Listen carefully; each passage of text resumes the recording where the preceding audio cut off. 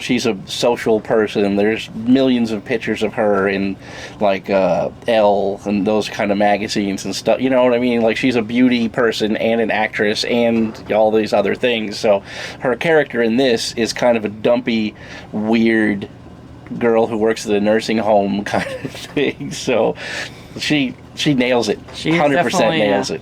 Yeah, the acting is unbelievably good in that show. I would check it out if you haven't had a chance. Yellow Jackets, 100%.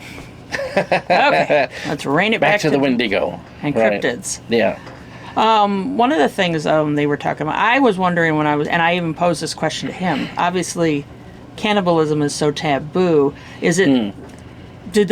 Was this created as a way to blame something else? Right, to have something to innately human that you can explain away, right? Why you did something you did. Yeah, like the Donner Party or one of those sort of things. Or that movie Alive with the soccer players that go in the Andes. So they had to eat human flesh to survive. So the way that they justify that to themselves is saying they were under influence of the Wendigo, which if you would think to its Native American roots, that could be a thing too. Yeah. Where they were so starving and out of food in the wintertime, and they hadn't had enough food provisions or whatever, so they resort to cannibalism, and then they feel bad about it. Yeah. Well, it's such a taboo subject, like you said, the Donner Party.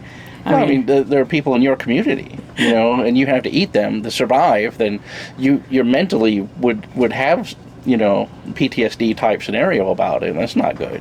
Yeah. But anyway.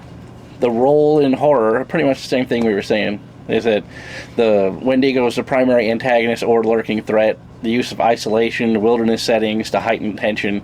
Parallels between the Wendigo myth and psychological horror themes. There's actually a psychological disease that they call that's Wendigo, where you have a craving for human flesh, which was like, okay. Yeah. There's a lot of that. Psychosis is what they call it of some sort. The Wendigo is a metaphor for human flaws, greed, desperation, and madness. How possession by the Wendigo reflects internal moral structures.